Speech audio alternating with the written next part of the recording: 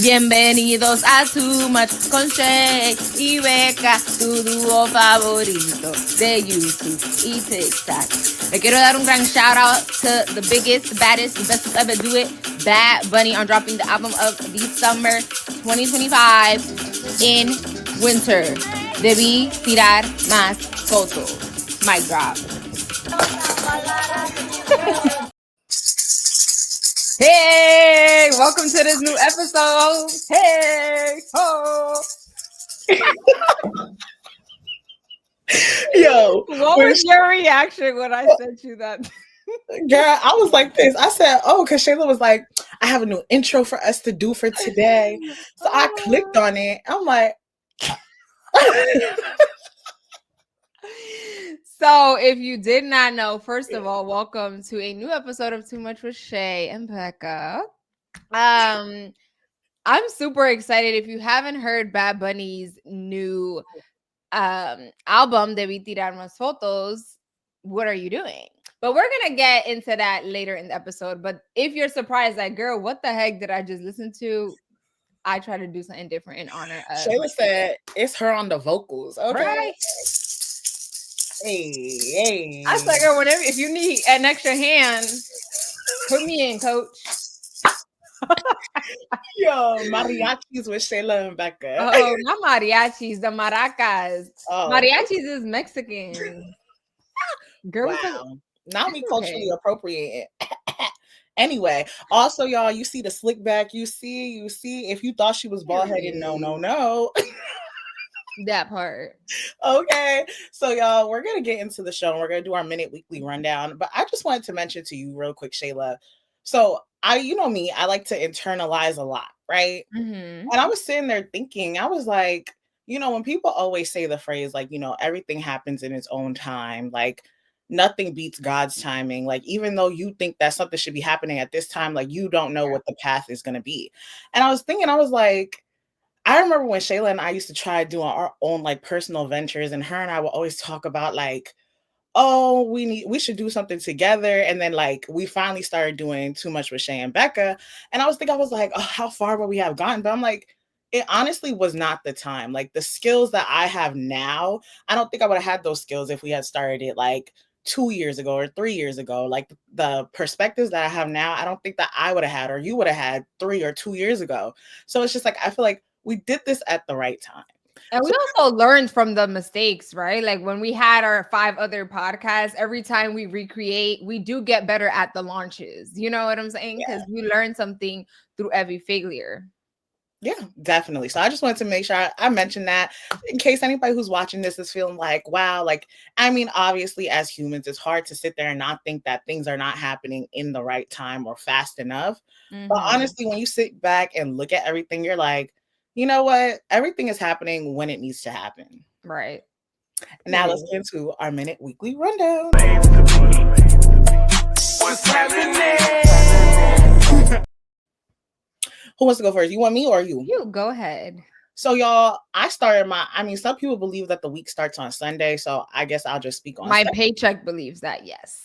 Mine doesn't come on until Thursday. So but I was like, when you clock in hours, like it's like Sunday is the first of the week for me. Well, for me, it's Saturday, technically. But yeah, so on Sunday last week, I went to the rodeo. I know it's mad random, very random. Shayla, I tell you, I do random things all the time. Sometimes I'm more random than you. You're a bit more hesitant. I think you were persuaded by your coworkers and friends to go. Like you was not on your own. I love watching bull riding, like on TV and stuff like that. Like on the weekends, like I'm always watching the bull riding tournaments and stuff like that. And I think it's like real cool, real different. What channel are the bull riding tournaments? I've never seen them. I believe it'd be on either CBS or NBC. I believe it's CBS. Never seen them, but go ahead, tell the people. Right. So when I walked into the establishment, I had no clue what to expect. I had bought my little cowboy hat. Like your girl was feeling real like hold down, throw down. You know what I'm saying? So,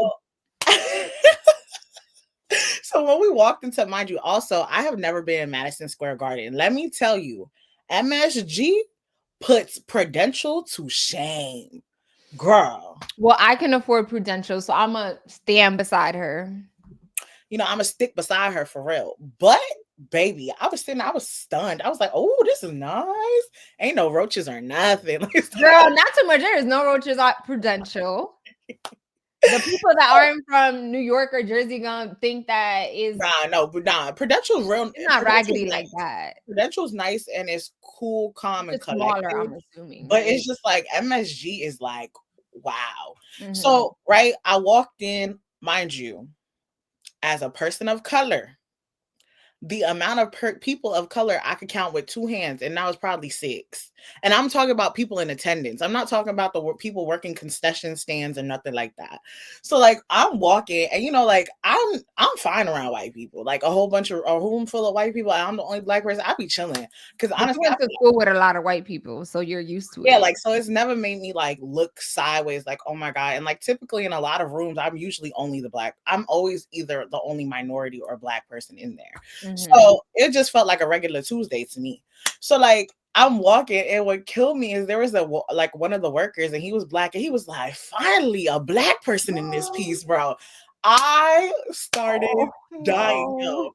I cried laughing. I was I would have felt like I need to give you a hug. Like, oh, but he was my standing with cousin, his my he Shyla, was hug standing me. my Shayla.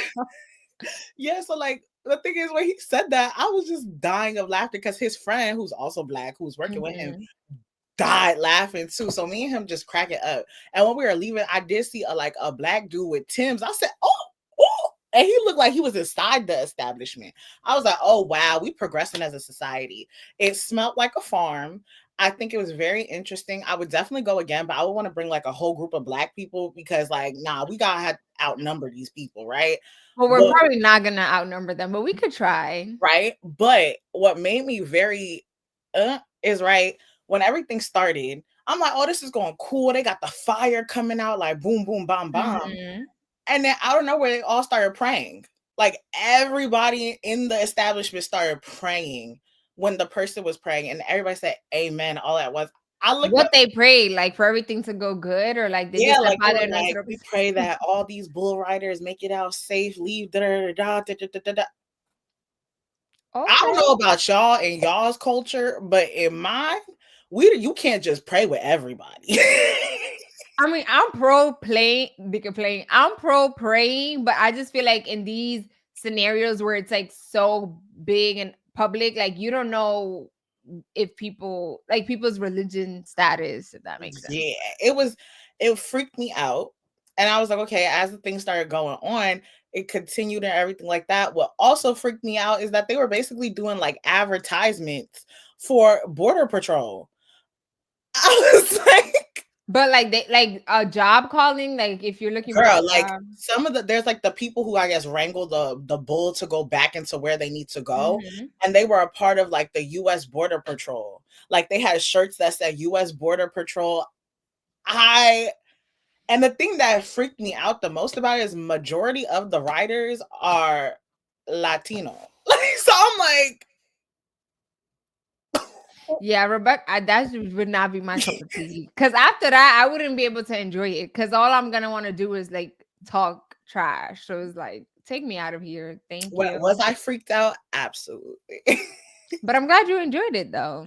Yeah, I would definitely go back. But like I said, I'm bringing like numbers with me. Period. We How love about you. your week?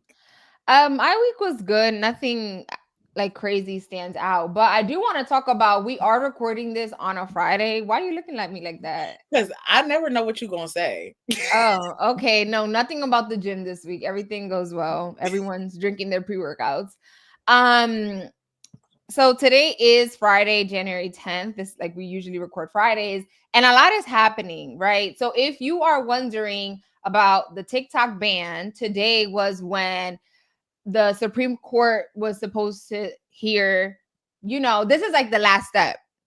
The Supreme Court is gonna tell us whether they agree on TikTok's, you know, point that they're saying, oh, it's um a violation of the First Amendment of freedom of speech. Mhm. And it's looking like SCOTUS is not trying to hear what they got to say. Like your arguments are not strong enough. They're not strong enough, and they're not strong enough.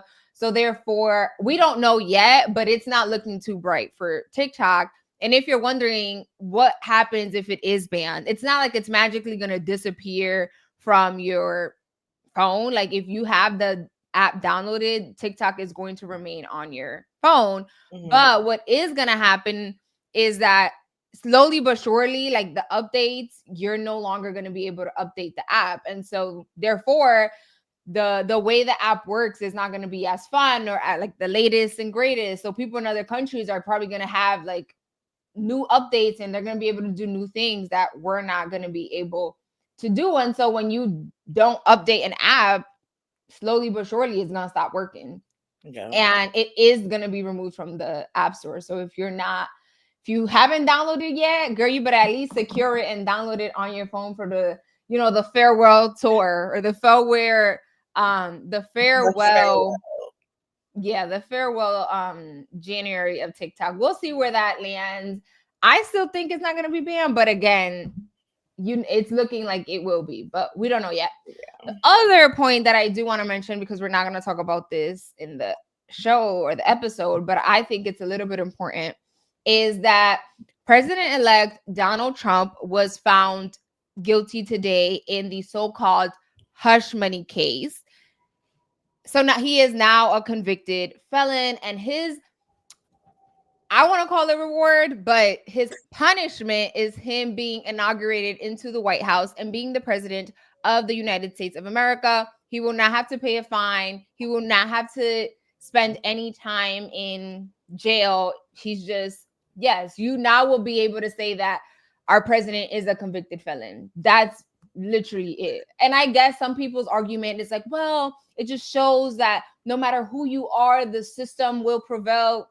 Be so for real. If the system prevailed, he should not have been able to run for president. Point blank, period. So if that makes you happy, if you feel like that is justice, then okay, good for you. But in my eyes, especially like the people that don't follow politics, how can you explain to someone, oh yeah, this is a big deal, he's this, he's that, but then he's still able to be president? Like, I know it's not that simple, but most people are not trying to go through hoops to try to figure out what he did, what's the hush money case, and who he paid. Like, they're not trying to hear none of that. It's like, oh, well, he's still president, so. Right. My whole thing is like, it's like in the United States, this is not only place, but like you could be a convicted felon and all these limitations are placed on you as a common individual. But if you are Donald Trump, your consolation prize is to be a leader of the free world. Like, wow, America, you do your big one every single day. Wow. Girl, it's actually like you can't make this stuff up. Every day is like, and the thing that makes me more mad is that he knows he gets away with everything. So I'm like, what if we don't put any guardrails in place where not us, but the other leaders that can implement things? Mm-hmm. Obviously, in these next 4 years, he's going to be empowered to probably do worse because he got away with all the other stuff he did the last 4 years. Hello? But anyways, let's get into our other topics. Yes, let's get into our topics. So before we get deep and heavy into everything, like Shayla mentioned at the top of the show, Bad Bunny released his album. And I personally, I listen to Bad Bunny when he's in the club. Because in the club, we all fam, okay? But I can't say like, I can speak a little Spanish, but I really can't understand it. I'm not going to lie to you. Mm-hmm. So like, to me, I didn't listen to Bad Bunny's album, but when I had got to work, 2 of my coworkers were talking about it and talking about like, the significance in it and like what everything meant. And then they were also talking about the backlash that the album is getting, how people are saying that like, oh, like this is not the Bad Bunny that I want to listen to, this, that, and the third, talking about like he's focusing too much on Puerto Rico, like just release music and just like basically like shut up and dribble type of vibe.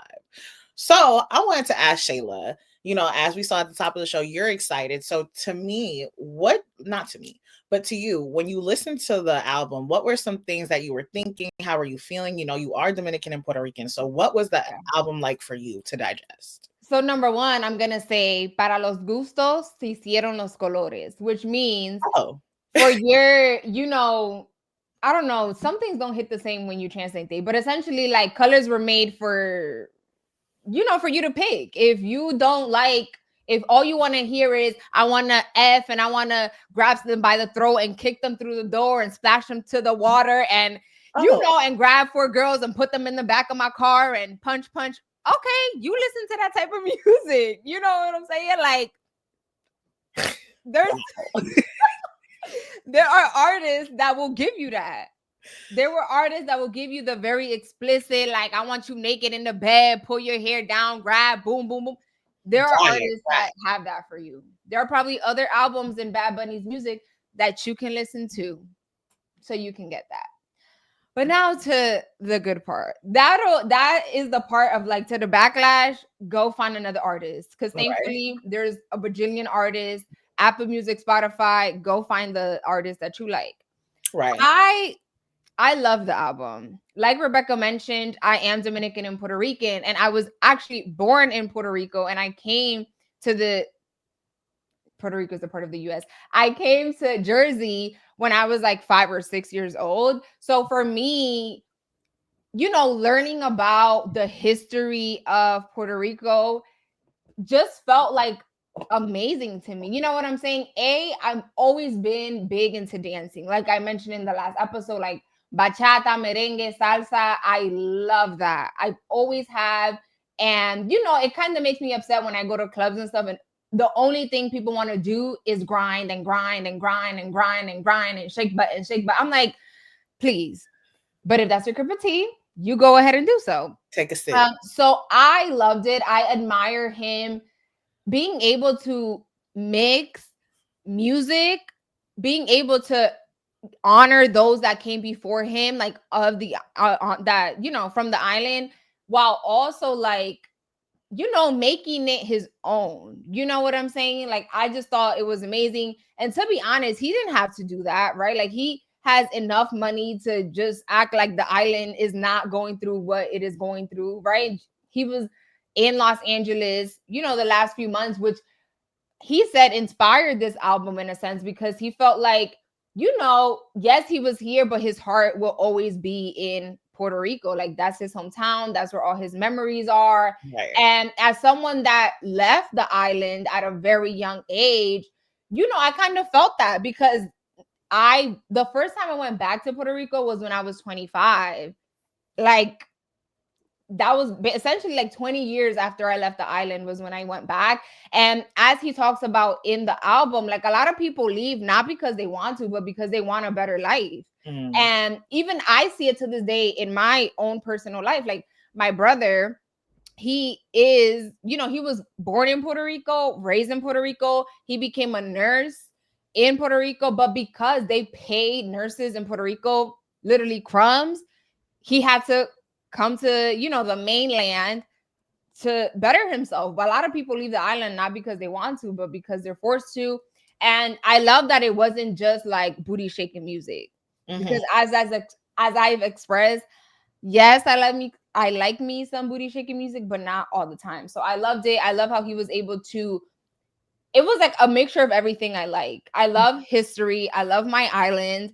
I love music and dancing and all of that. And I hope this inspires people to, you know, learn how to dance. Like it is fun. It is cool. If you so sexual, you can make a little bachata sexual, honey. Period.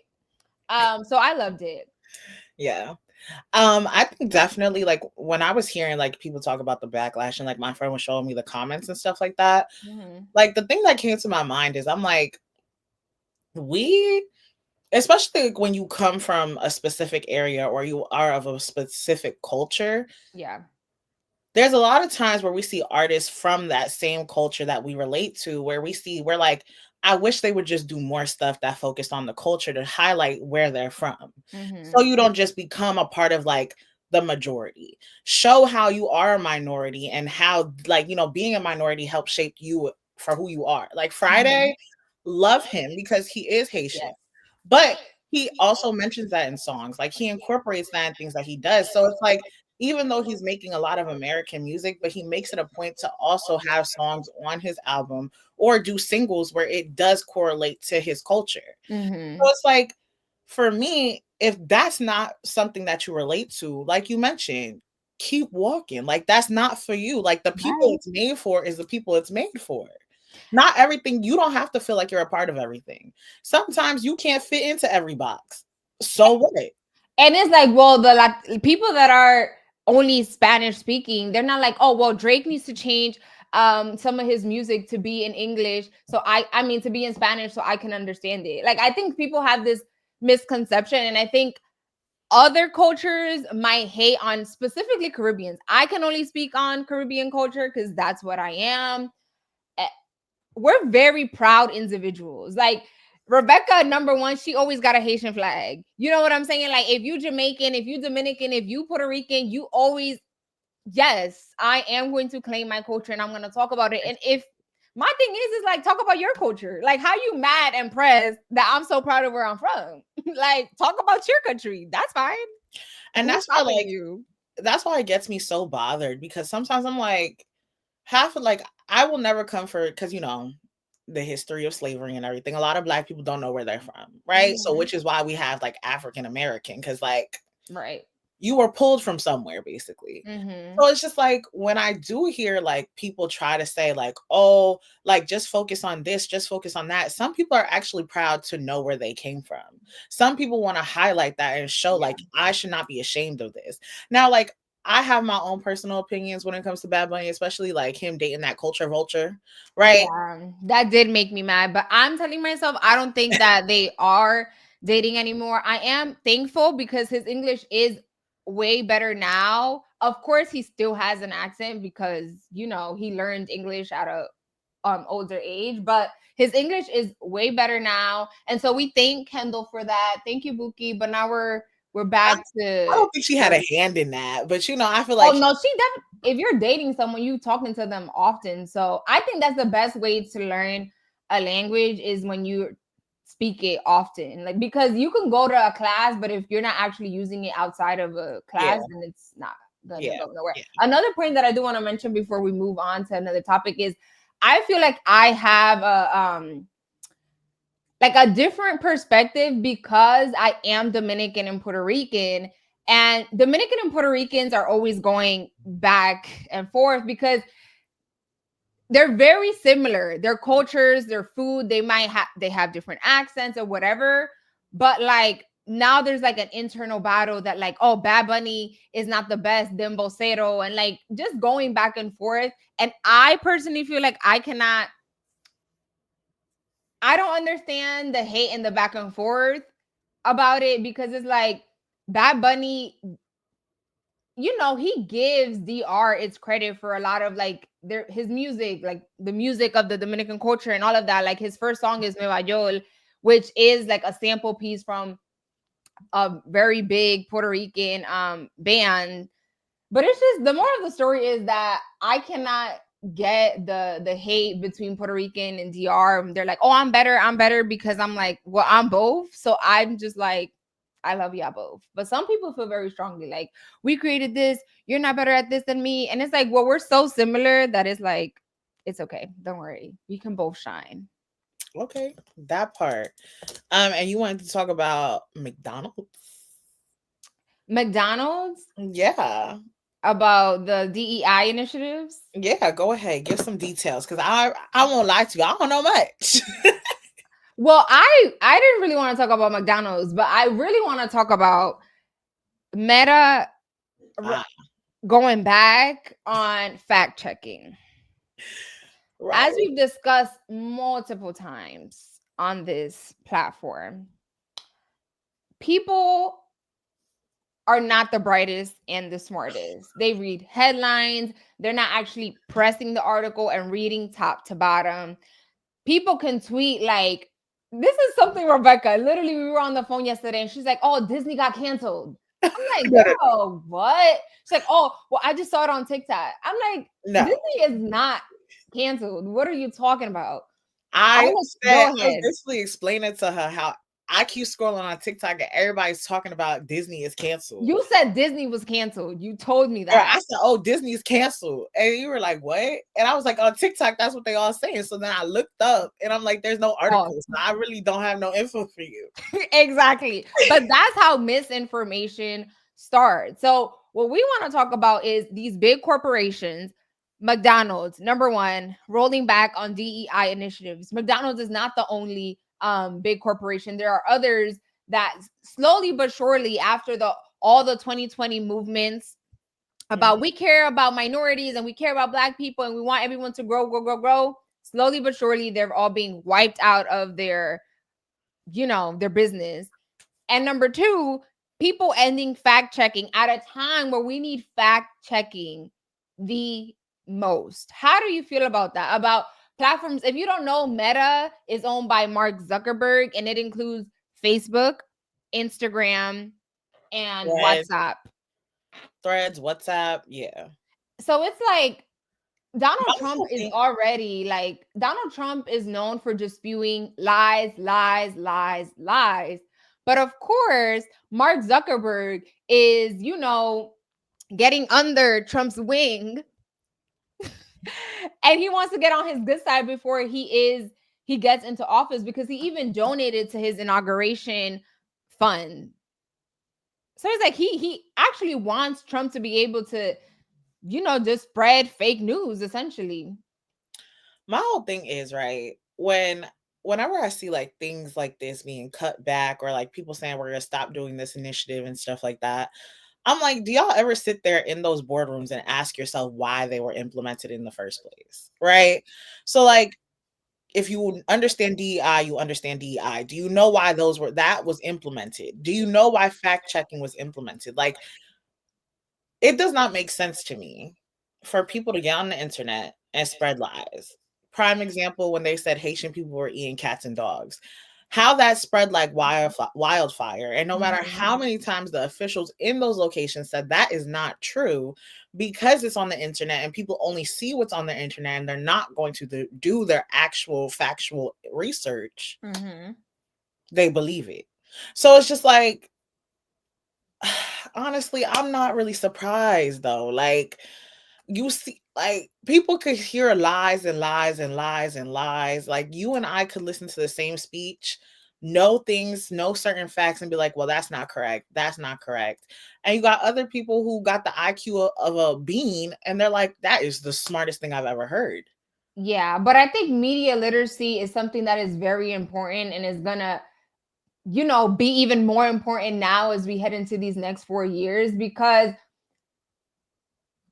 just please do not just run with whatever you see on social media. People could be people could have bad intentions with spreading these misinformations. Like Rebecca said, that they're eating cats and dogs or whatever. They want you, and by they, I mean these leaders, because now a majority of these people that own these social media platforms are very hard right. Whether you want to agree with it or not, let's talk about it in the comments. But last I checked, Elon Musk is acting like he is the vice president. I haven't seen JD Vance. Maybe I'm gonna see him in the inauguration. I haven't. Where is he? It seemed like Elon Musk is the vice president, but he also is an owner of such an important like social media platform. I know you say you don't get on. I'm gonna call it Twitter, but it's X. You don't get on X, but a lot of people use X. And not Trump, Elon Musk pushes so much like fake stuff that whether you follow him or not, you're seeing that. And I think people, if you see a lie enough times, you're gonna start to believe it. Yeah, and then you gonna reiterate that, and then you got somebody else who's gonna say, "Oh, that da da da da." So, like, imagine like the example used earlier. Like, what if I said Disney was canceled and I didn't even go look at it and be like, "Oh, Shayla," and you weren't the type to look into things like that yourself. You would sit there and be like, you'll say to your like one of your family members or your coworkers, like, Disney is canceled.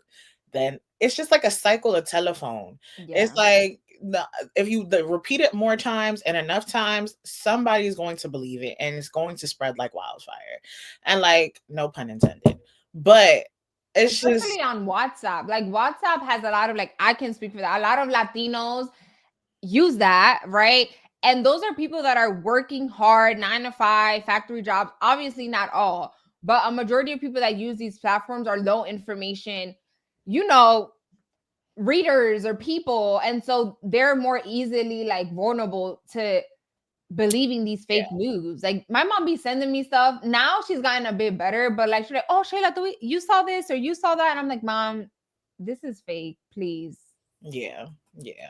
Like I remember my mom used to send me articles. She's like, oh, this article was sent to me on WhatsApp. And I'm like, who is this website? Literally, it'd be 12345.196.com. Who is that? Like, she's like, oh, make sure you're careful. This is what they said on the I'd be like, girl, I can't. No, literally next. And so what we're going to talk about next is like everything that's happening right now in California. And I just want to preface this by saying like, we're going to keep the conversation very like not vague, but like talk more about the impact right now in terms of like the lives and like people who are affected than the fact that like this is how much it's contained and this is how far it's spreading and stuff like that. Because if you know, when it comes to wildfires, things change very, very quickly. And if you are interested in the story and stuff like that, I recommend that you go look at the news sites and everything that is in those locations who are giving like factual updates minute by minute, where we're just going to keep the conversation kind of like blanketed and vague. So like we said, in California, there's wildfires and it is spreading in numbers that I've never even seen before. I think Shayla, you were saying to me yesterday, they said like this is like the most costly like renovation. It's gonna be the most expensive like renovation or reconstruction after a wildfire ever in California. Yeah, like billions. Yeah. And it's like, let me show y'all a little bit of the photos. So this is like just some of the photos that have come out. Like you see how red, how orange, how yellow it is. Like everything is basically gone. And I've been seeing a lot of like, you know, people sharing their stories, and we've seen a lot of celebrities talk about like their childhood homes or like their homes have like just been engulfed by fire. And like when I do see that on social media, you see people in the comments like, oh, I don't feel bad for you. Like you got money or this or that. And granted, I'm not going to sit there and say I'm the most sympathetic person when it comes to rich people, because I'm really not. But when it comes to things like this, like this isn't just like rich and poor affected. This is literally everyone is being affected basically. So it's like, regardless of the money, regardless of the stuff, like this is somebody's property literally engulfed and just taken away from them unexpectedly. Like this isn't something that everybody was like, oh, we knew this was happening. And nobody like, this wasn't like a Hurricane 7 storm and they've been saying evacuate or else something could happen to your homes. Literally you're chilling on like a Wednesday and everything just, it's like, what? But talk a little bit about like, I remember your old house, not this one, but like when you know, obviously it's not to the same level, but I feel like in a sense you understand what it is to go through like a damage, right? Like when your house would get flooded. Rebecca sent me a photo once, literally boats outside her house, and I'm like, oh. So talk about how like, it felt for you during that, right? Because your stuff, a lot of it was damaged and you had to once again like reconstruct or start from the bottom on a house that you probably like just finished up fixing, and then another event like this happened. Yeah. So like I would say like for me, right? I grew up in a flood zone. Like when we moved to that house, I think I was like in first grade or whatever like that, and we literally left that house 2 years after I graduated college. So like that literally has been my childhood home. And like I would say living there for like 16, whatever, 17 plus years, we dealt like I want to say with like about 7 or 8 floods, which is ridiculous. But like, yeah, like you said, it's always like every time it rains, you kind of have to hold your breath where you're like, is this gonna be like a bad storm where like we're affected and stuff like that? And the thing that happened with us is like we lived right at the corner that was right next to the stream. So like we were always the first house hit. So it's just like to the point where it's like you gotta get rid of your stuff. And it's like after a while, this sounds terrible. Like you don't even get mad no more. You just be like, whatever, right? But like that's what I'm saying. Like with a flood and stuff is different. With a fire, it's like, yes, there's damage and yes, I can get rid of stuff, but the house is still standing. That's With true. these fires, literally, these houses are gone. Like, Yeah. hold on. And the craziest part of all is like, not only like it's not a house or two, it's a whole town. Like grocery stores gone, malls gone, high schools gone, elementary schools, all schools like just gone. You know what I'm saying? So it's like not only did you just lose your house, you lost your whole community essentially. Like obviously what matters is, you know, those like your family, your loved ones, your animals. Like if you have your life, like your physical body and you're healthy, like you can continue to live on, but you have nothing to go back to. Like it's not like, oh well, it was just my house and I can stay at a hotel. It's a whole town wiped out. And it that I feel like that is trauma that is going to take a long time to recover from. And like Rebecca said, yes, there are those celebrities that, you know, they'll probably be able to rebuild way faster than those that do come from low or middle income that Mhm. worked probably so hard to get their houses. Like Right. imagine people that are in like, you know, their 40s, 50s, 60, and this is like, oh, I worked so hard, I'm already retired, and this is like my forever home. And something like this happens, you're literally all you have is what you have on your back. Like that is so scary to me. And I think it also shows how like sometimes we put value on stuff that does not matter. I know in the last episode we talk about like buying expensive bags and belts and this. Like when stuff like this happens, You not all of thinking that, the about that. jewelry, Exactly. none of that matters. The same way that like my mom also says this like all the time. It's like when we all die, like we're all gonna turn into bones. It don't matter if you were like the highest of highest, A-list celebrity Z. At the end of the day, we're all going the same place. Your body is going to turn into bones just like mine. So I think, you know, it's so sad, especially us. We're over here in Jersey. We're like at the other side of the world. But when we did have like a small compared to what's happening over there type of wildfires, the smell, oh my god, like just seeing like the sky being so like cloudy and black, like it was scary. So I can only imagine these people, like it literally looks like a scene from a movie. I'm like, this cannot be real. And the thing that is even more sad is you have leaders that are coming into office that think that none of this has to do with climate change. They think climate change is not real and that it's just people like I don't know what they think it is, but clearly something is happening that these extreme weather events are happening. Like it's snowing in Atlanta right now today. It's snowing in Texas too, girl. So I'm just like it's so sad. And again, like I do, you know, prayers out to them because this rebuild, not only like a physical like building a house, but that trauma is probably gonna be, you know, you're gonna have to need help for that because And then imagine seeing that. like we mentioned earlier, like I said, like I've always dealt with floods and stuff like that. So it's like whenever like it does get into dry season again, it's like you're gonna think in the back of your mind, like, is this gonna happen again? You Mhm. know? And it's just like Shayla mentioned, like our hearts go out to the people who literally lost their homes, like rich or poor.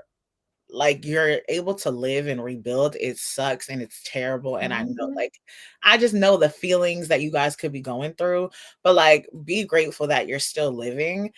I really my heart goes out to y'all for real. Yeah, yeah. And I hope they're able to get it under control. The winds have been insane. I've never seen these types of winds ever. Like you can hear it. I live in an attic, so I'm like, I don't know if it's because I'm an Oh, you talking attic. about Jersey. I was like, in Cali? No, we're also in Cali too. That's what has, you know, made it so hard to get these fires under control because they also have these strong winds. So when you have the strong wind and these fires, it's just Yeah, like, you know, like it helps speed it up or like yeah, drag to other homes and stuff. So it's just yeah, so sad. yeah. Yeah, our hearts go out to y'all. Let's move to the next topic. Go ahead, Shayla. Talk about your girl. My girl, Rebecca, are we gonna talk about Twitch? Oh yeah, him, but you know, his wife. Okay. Go ahead, give your brief details, and then I want to play like the little interview that we have from her, like in her like People magazine interview, And like, this is what, like, the part that stuck out the most, and this is the part that everybody has been like talking about and like basically on her for. So you want to give brief details real quick? Yes. So Allison Holker, who was married to Twitch. If you don't know who Twitch is, Twitch was a DJ slash co-host on the Ellen DeGeneres show, right? Like he was always super happy, dancing. He also posted a lot of like dancing videos on TikTok and other social media platforms. And that's how we kind of got to know his wife, Allison Holker. And unfortunately, he passed away 2 years ago due to suicide, right? And that news caught everybody by like surprise, because from our side, all we saw was him being happy, not only on the Ellen DeGeneres show, but like on social media. So we were all like shocked. So this week, Allison did an interview with People magazine to promote her memoir, her new memoir that is coming out. And in this interview that she did with People magazine, she kind of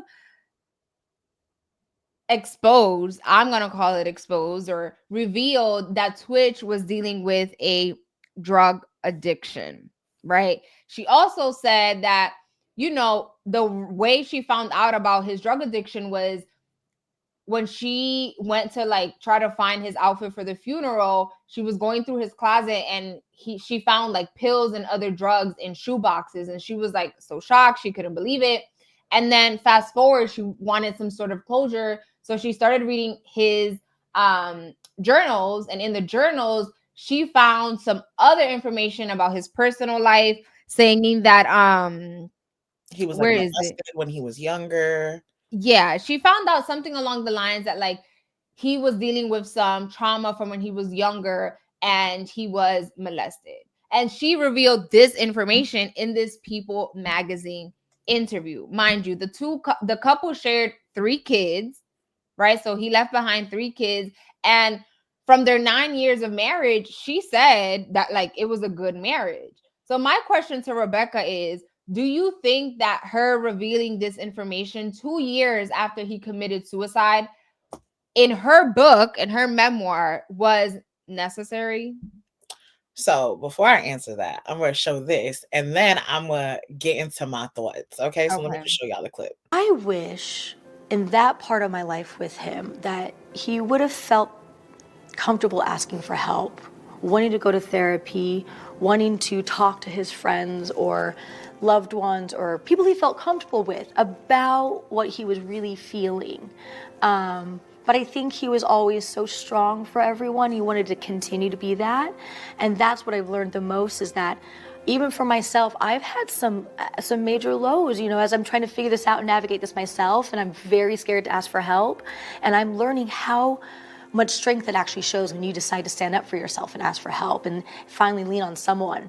You know, I know for me, for the last 2 years, I felt like I wanted to get my kids through everything. I want to get my family through everything. And I want to get all my friends and all the fans and all these people that loved our family so much. I wanted to make sure I could carry them and get them through it.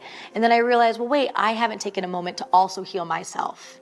And so it's like I'm learning that what he experienced, I want to be an example of now and show other people they can do it. I had dealt with an ex that had addiction problems, and then I realized Steven had addiction problems, and it's something that I kind of have been like, where was I involved in this? And I had to take some steps for myself to realize, like, you know, I was able to help one, and I wish I could have been that for the other.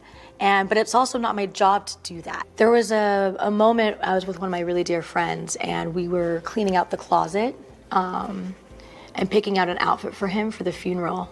And it was a really triggering moment for me because there was a lot of things I discovered in our closet that I did not know existed.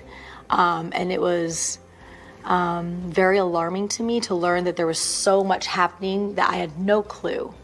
So it was a really scary moment in my life to figure that out. But it also helped me process that he was going through so much. And he was hiding so much, and there must have been a lot of shame in that. And he was wrestling with a lot inside himself, and he was trying to self-medicate and cope with all those feelings because he didn't want to put it on anyone. Because he loved everyone so much. He didn't want other people to take on his pain. But it was very alarming and scary to find those things and have never known. I have been trying. Girl, just talking, just literally nothing coming out her mouth. What it like? It's So, giving. She want to be the victim so bad. Dios que me perdone. I shouldn't have said that, but it's like, girl, what? so to answer the question, right, from before, how do I feel when I see this? You are not Captain Save-A-Ho. If you want to write a book about, your grieving process, how you're healing, how you're coping with knowing that the man that you were with for this amount of years, how he took his life, and you trying to figure out how to navigate through this new, right? Why did you need to put his business out there? You start off by saying you wish that you were his safe place. Clearly, he was not comfortable about talking about those instances with you. So who are you to think that you can reveal that to everybody else? And then also you gonna mention your ex who has an addiction. Girl, you just putting everybody's business out there.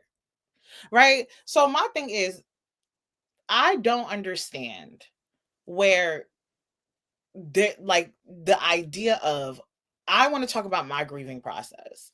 I want to talk about how I felt, how I'm moving, and how I'm coping, how I'm raising our 3 children without the father who I had the children with.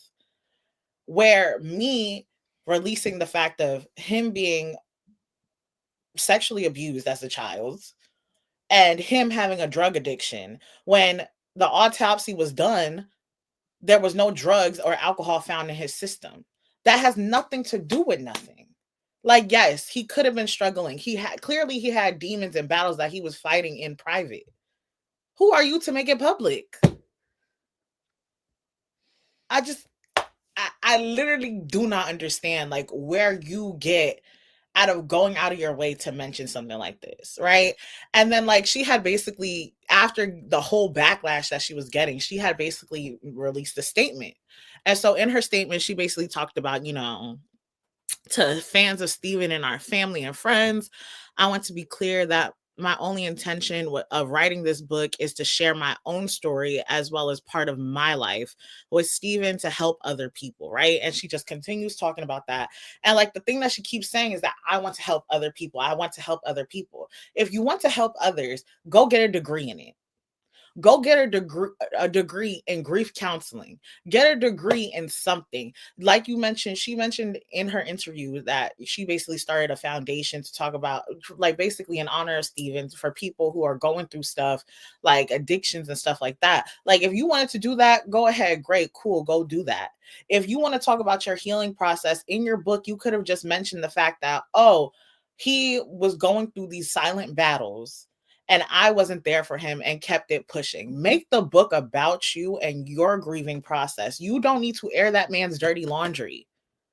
Yeah, and I think it's also very important for us to point out that his family has spoken out against the things that she is saying. And the family also claims that she made them sign NDA forms, non disclosure agreements, essentially like to attend his funeral. Like, imagine telling the mom that pushed the boy out, oh, if you want to come to his funeral, you need to sign an NDA form. Like, what am I going to see at a funeral that I'm going to talk about? Like, that's just weird. So when she said this and this interview dropped, a lot of his family and the people around him, friends that had worked with him in the dance industry, was like, this is not true. And they also say that Allison has a track record of, doing things for her own personal gain. And like Rebecca said, I think there are certain things that you just don't do. If not for, because you don't, Twitch passed away, whatever, for your kids. You have a teenage daughter. Imagine having to go to school, and hopefully, like, she is surrounded by good group of friends, but like, no one needs to know what happened to your deceased father. Oh, what happened to him when he was younger? That is not your story to tell. That is not your story to tell. Like Rebecca said, if you want to talk about you and what your healing process is going through, okay, but don't bring up what happened to him when he was younger. No one gave you, number one, no one gave you the right to read his journal. But okay, if you needed some closure, I understand that. But then for you to proceed and air that out to the world is actually insane. And I truly do believe, and God forgive me, but like you're doing that because you want more book sales. Because to be honest, I don't think no one's like, oh yeah, I am so interested in Allison's life and how she's doing. No, people actually do care about Twitch because he was the one that we saw every afternoon on our TV, not really her. And it's just, I just cannot imagine being that money hungry. Yeah, yeah. And I think my whole thing is also is the fact that, like, first off, why am I signing an NDA to go to a funeral? That's weird. That's very weird. And I just think her way of going about everything is very weird. Like, and to your point that you mentioned, think about your children. This is not like, and this is like, I hate that I'm about to say this because I really do feel like, people who suffer in silence, you need to seek help and stuff like that. But like, when it comes to addiction, what is the first thing that people always tell you? If the person wants to get help, they will get help. If they don't want to get help, you cannot force somebody who doesn't want to be helped. Right? And so it's just like you going out of your way to put all this information out there. It's just like, did you really love him? I see why you weren't his safe place. Girl, look at what you're doing. Yeah, I just think it's so disrespectful in so many ways. And if you say that you guys had a great 9-year relationship and whatever, everything was good, this is like a slap in the face. Yes, he's not here anymore. So whatever, his personality of like being the happy guy, whatever, that's like not eliminated, but people are now going to wonder like, oh, sometimes like the strongest people be in fact like the strongest and the most emotional, that I can see. But also it's like the fact that his family is like negating everything that she's saying is very crazy to me. Like his mother should not have to be speaking out against all of these allegations. Like, how are you also dropping a book with so much information, but you never thought to go talk to his family first? You're involving him and his legacy. Like, how you not, oh, hey, you know what I'm saying? Like, I'm dropping this book and I'm including this information. The fact that his mom had to learn about it through social media is insane. Exactly. And my whole thing is, I know, especially in a lot of Black families, unfortunately, like topics of like sexual abuse and stuff like that happens, right? And, we hear these stories and we hear how people basically suffer in silence for so long until, they find ways to cope or they go to therapy to figure things out and stuff like that. But like, when it comes to those situations, like I said, you have to want to go find the help. A lot of people suffer in silence every day. And honestly, that is a choice that they make because either they feel like there is no one around them who they can comfortably talk to about that, or they are not comfortable with the idea of seeking help for something that they've just basically become accustomed to, a feeling that they've just always had. And it's like, you weren't in that hotel room or motel room where he killed himself to know what type of headspace he was in. You don't know what was going through his head. You don't know nothing. And like, if that was the whole thing, that you're upset that you don't know, like, talk about how, like, I feel like I'm bothered by the fact that I couldn't be the one there for him.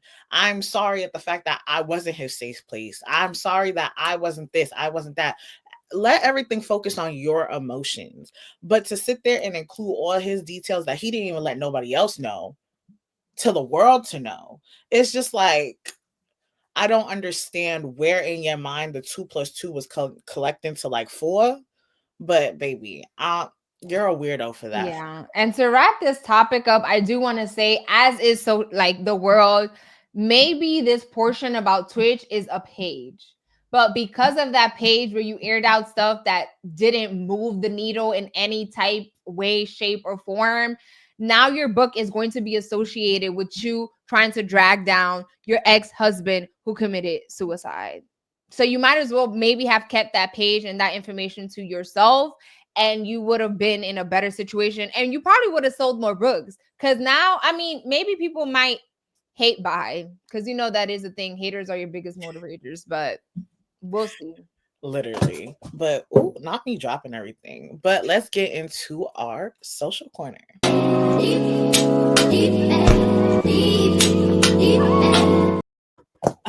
We're gonna talk about liangeloball, and if you know the song, let me play it for y'all real quick. Because if you don't know, let me help you know. Ready for some hot shit? Let's see.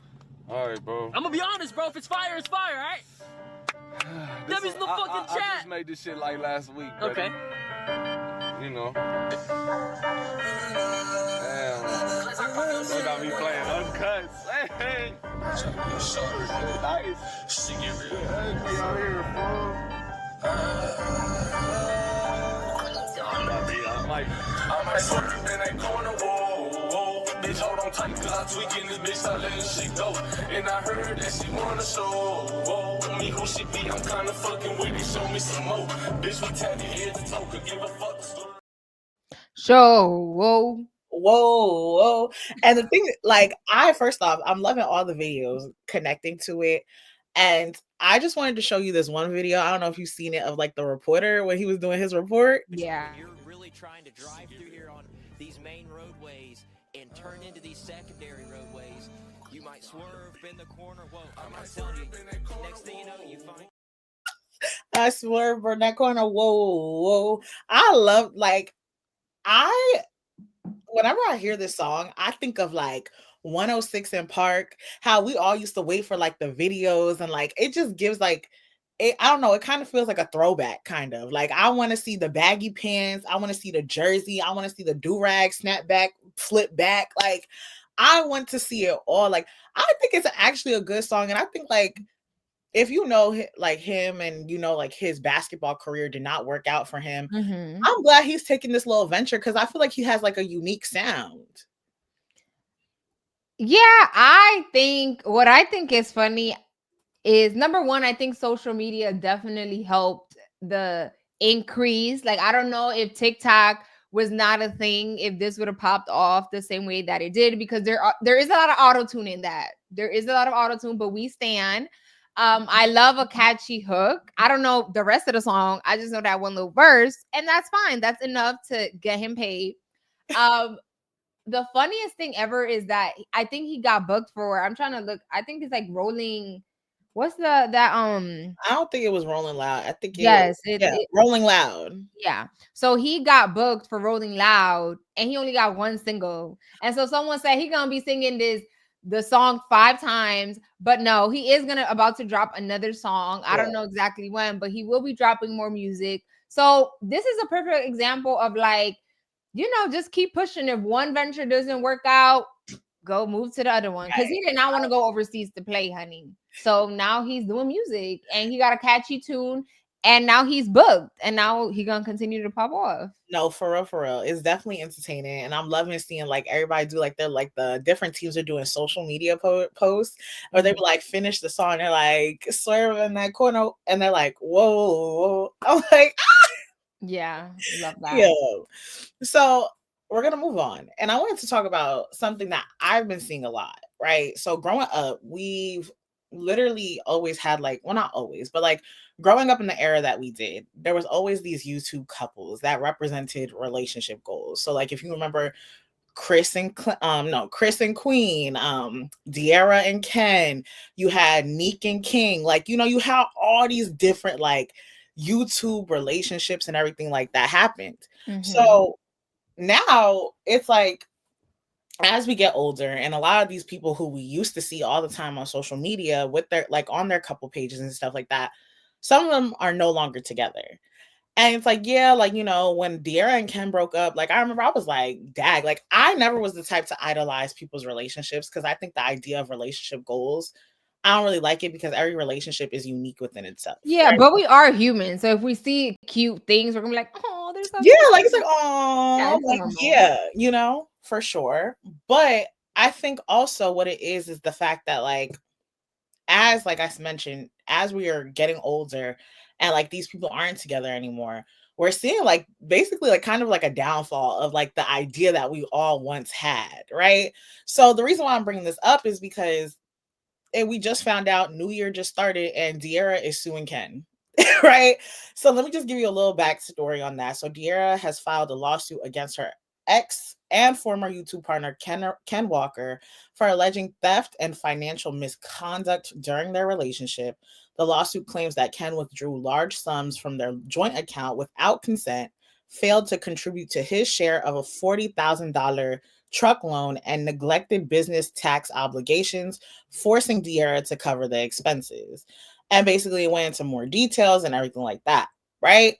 But also, in that same breath, if y'all remember Carmen and Corey, that was another relationship couple. He so he was a YouTuber, whatever. He had nearly, I think he currently has nearly like 4 million subscribers. He's wanted for allegedly kidnapping 2 women at gunpoint on November 24th in 2024. Court records state that he met the victims at a gym, but after an outing, his behavior shifted. He reported speeding on the highway, threatening the women, and basically abandoning them on the road. And like basically the women had to walk for hours where they called 911. So he's currently being charged with aggravated kidnapping. And he already apparently has left the country. He's currently in Dubai. And he had basically like got on live, or like I believe it was a TikTok or something like that, where he was just like, I'm hearing that they looking for me, but the FBI, I'm in Dubai, this, that, and the third, da, da, da, da, da. And basically he's just trying to make fun of the whole situation, right? And it's just like, sir, this is like actual allegations against you. Like, this is something serious. Like, this is not something to be played with. This is why I say I'm so scared for our generation, because not everything is a joke. Sometimes you do have to be serious. Very serious. And then also my last mention, like I mentioned earlier, Chris and Queen, that was a relationship, you know, whatever. There was a lot of drama, a lot of toxic stuff. And now Queen is currently with Clarence. So basically Chris has found a new venture where he is now like basically the shade room. Right. He's like a reporter, the shade room. Mind you, and what makes it even funnier is that he's had like a relationship with these people. So like he's literally been friends with them. So he's like over here talking about Corey over here on TikTok making jokes. Like, sir, you going to jail. Like he's basically like being messy, making all these comments. Like he'd be like, his favorite phrase be like, "Ho, is you cool?" And it's just like, it's just crazy to me how these people who we once saw as like being like, you know, showing what relationships look like, YouTube relationship pranks, this, that, and the third, how things like completely shift, like do a whole 180. And it's just like, sir, ma'am, what is happening here? Yeah, I think that's exactly why a lot of people, you know, through the years don't like to share their relationships, especially if you are like a celebrity or a public figure, because we have seen, like, you know, the record shows that the more you show your relationship, the more it opens up to people thinking that they could share their opinion. And oh, he was here, he wasn't with you, pa pa pa pa. And so people just say, you know what, we're gonna try to do what we can, you know, on our side, and just not share our relationship, because, you know, if people knew that Cardi B and Offset were dating, so any move that Offset made, people were posting about it. A perfect example, Megan. I don't know if she finally posted him, but there was a photo seen with her and a basketball player from the Chicago Bulls. I believe she posted it. That she posted it? I believe she posted it. Okay, she posted it. And then as soon as that photo was posted, this woman was like, oh, that can't be the man that's in my DM. And it's like, first of all, I don't know what it is with women that like you feel like, do you want a cookie? Like you're so proud to be like, oh, well, he's also with me, or like, please. So I think that's exactly why a lot of celebrities now, number one, the track record shows that the more you share your relationship, the least, the less, I don't know, you know, my Spanglish is getting in the way, but it don't be looking good when you share your relationship a lot. So then people just don't do it. The perfect example of this is Zendaya. Zendaya just got engaged to Tom, and I love that for them. Everybody know that they're dating. Like, we knew that, but they kept it under wraps. You know, they might post their one little photo for, you know, holidays, or if it's your birthday, we post a little 1-2. But the fact that they started dating when they were on the Spider-Man movie, like, that is so cute. And I love that for them. And they keep their stuff on the low. As long as people know that y'all dating, that's it. If you I know think your yes, I agree with you. And before we move on, like I just want to say, like, yes, I believe like showing everything on social media kind of opens the door for people to like openly disrespect your relationship or like to nitpick at certain things or like expose you just so they can get clout off the situation. Travis Hunter. Okay, clock that T. So it's just like I think the reason why I really wanted to talk about it is because like social media is not a real place. We say that literally in every episode. Social media is not a real place. You see the 8-second, 10 seconds, or like minute-long video that people want you to see. And then whatever happens behind closed doors, you really don't know about. You don't know what battles and stuff that they're going through. You don't know like what anybody's going through. So like for you to like idolize these people, idolize these relationships and stuff like that. And when like bad things do come out, like you literally are like, oh my God, like gripping your chest, like, oh my God, I can't believe like this is happening. Like being too invested in people's relationships never goes right, especially for the people who are not in these relationships. And so like I wanted to just bring this up because it's like people that we used to see, people who used to always be on social media, idolize for their relationships, seeing how things are going for them.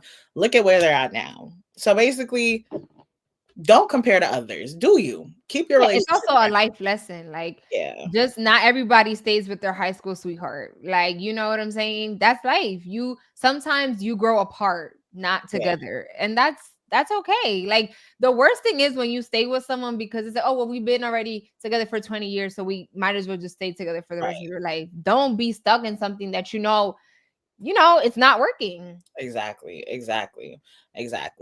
Now let us move to our sports corner. Ooh. Tell him this, did he miss? Junior Watanabe on my So I don't know about you guys, but me, I am all about women's basketball. Okay, we love them down, and we have Unrivaled. If you don't know about Unrivaled, is a new sports club that is launching this month, 2025, and I'm super excited about it because Unrivaled is a professional 3-on-3 women's basketball league based in Miami, honey. Yes, where the sun is shining all day, 24/7. It was founded by WNBA stars Nafisa Collier and Brianna Stewart. The league is star-studded, honey. They got all the top players, except my good sister Asia Wilson, but we love her down. I'm sure she'll probably go there to watch one of the games. But the league is star-studded and allows women to stay home instead of going overseas during the off season. There's 6 teams: the Laces, the Lunar Owls, the Mist, the Phantom, the Rose, the Vinyl, and it runs from January to March. And it has 30 of the WNBA's top players.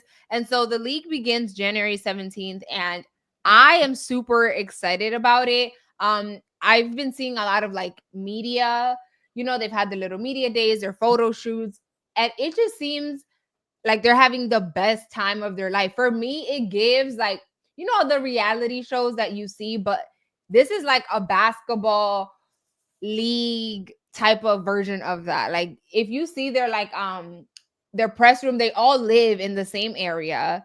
They all practice in the same facilities, but they have like, depending on what team you're on, like you have your own personal space, but all these girls in the same area, playing the sport that they love. And I know a few years back, you remember when Brittany Griner, she was a prime example of when she had to go overseas to play in Russia because, the WNBA league isn't as long as the NBA league is. And also, WNBA players don't get paid as much, right? So they can't just sit on their behind once the WNBA is over. No, a lot of them do go overseas for that because they pay them more over there, and money can't stop coming in. So I love that this new league Unrivaled exists, so these the players that want to continue playing and want to make more money are able to stay here in the United States and make money, because the league is paying, supposedly, I don't know the exact numbers, but they're paying them a fair share. And I'm pretty sure it's true, because you're not going to get top WA talent like Angel Reese, like Nafisa Collier is the creator, but you're not gonna get like Skylar Diggins-Smith and all the A-list WNBA stars unless you were paying them good money, because they're not just gonna do it for fun and jokey jokes. So if you care, tap in January 17th, because it looks like it's gonna be fun. Angel Reese, for the Angel Reese only lovers, yes, she is a part of the league, and she's in Team Rose. Anytime I think that, I'm like, of the song, "Can I Call You Rose?" I love that. Okay, So with the vocals today. First, Liangelo. first rapping, and then the vocals. Whatever you want, I got it, honey. But yeah, I'm super excited, and I can't wait to see the girls doing their big one in Miami. I'm sure once the league starts, you're going to be seeing all the clips. And at the end, I think they're going to have like a 1v1 game, and whoever wins that is going to be the queen of the court. Isn't that cute? I love that. Cute. I was like, so like when I saw that Shayla had put it like on our little document and stuff like that, like I went to go look, and I'm like, this actually looks like pretty intense and like cool. And like I feel like the quality of like a lot of the videos and stuff that I'm seeing looks absolutely incredible. And it's like, you know me, I'm slowly getting into WNBA, and I would say thanks to Shayla for that. But like, I won't sit there and like lie and say that for years, like I feel like they've always gotten the short end of the stick. And I feel like as we keep like progressing and like, you know, WNBA is being talked about more and covered more, like I'm starting to see like a lot of their stuff is starting to get up to par of like what NBA like products and quality is at. And like I think that's absolutely amazing. And I think this 3v3 is like perfect, because I remember when the whole Brittany Griner situation happens, like we were all sitting there like, bro, that does not make any sense, like this, that, and the third. So like I kind of is like one of those ways to avoid a situation like that from happening again, you know? Yep. So stay tuned. It's also going to be easily accessible. It's not going to be like under a paywall that you can't find anything. It's going to be aired on TNT. So you can watch it. Okay, I'm into it. I'm an advocate. And before we end the show, I just wanted to talk about this last thing. So we just talked about the WNBA. So now let's talk about the NFL real quick. Okay. So as you know, my teams are the Giants, despicable at the current moment, and the Kansas City Chiefs. And you know, we're about to enter in the playoff season, and everything's about to start soon. And of course, my Giants did not make it. Surprise, surprise. So the Giants are not in the playoffs. But the reason why I wanted to talk about this today is because in the NFL, we've been seeing, you know, we saw the Jets fire their coach in the middle of the season, and we've been seeing all these different like changes. The Giants got rid of their quarterback in the middle of the season and everything like that, right? So let me give y'all a quick little recap. So at the current moment, all these different teams have fired their coaches, have fired certain GMs, and the Giants are sticking strong with their GM and their head coach, right? And the reason why I wanted to talk about this is because we see all these different teams literally making changes because they saw something was not working. And my Giants, and if you are a Cowboys fan, they staying strong with the people they got.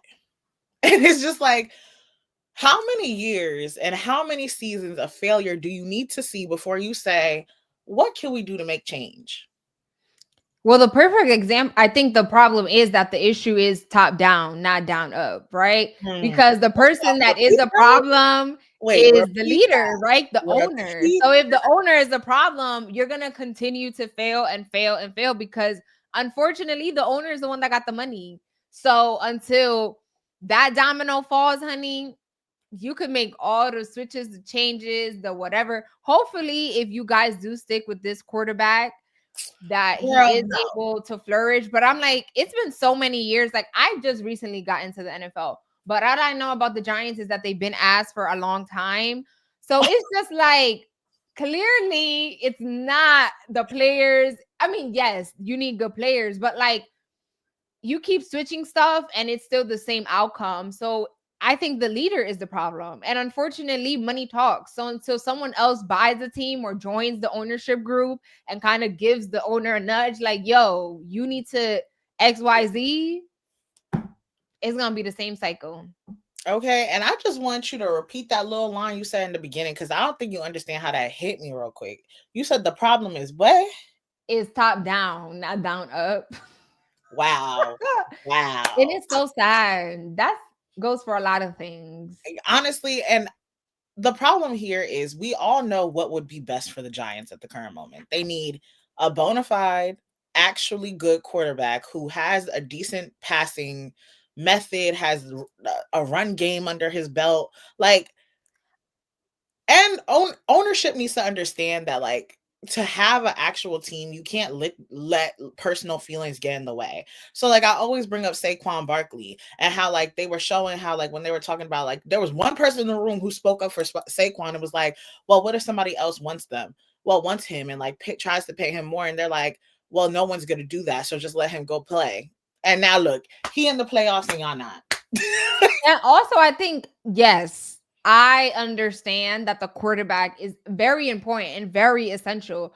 But I feel like defensive players also don't get enough credit, because if you're behind, you could be the best quarterback, but if you're constantly being sacked because your defense is trash, then it's like, well, like, I think there also has to be like a middle ground. You can't put all your eggs on just getting the star quarterback that you're then decreasing the defense and all the other positions that also matter. Like, like, you need a balance. Yeah, I think that the offensive line definitely needs assistance. I think the quarterback definitely needs to be. I think the whole team, like from top down, like you mentioned, every position needs to be questioned.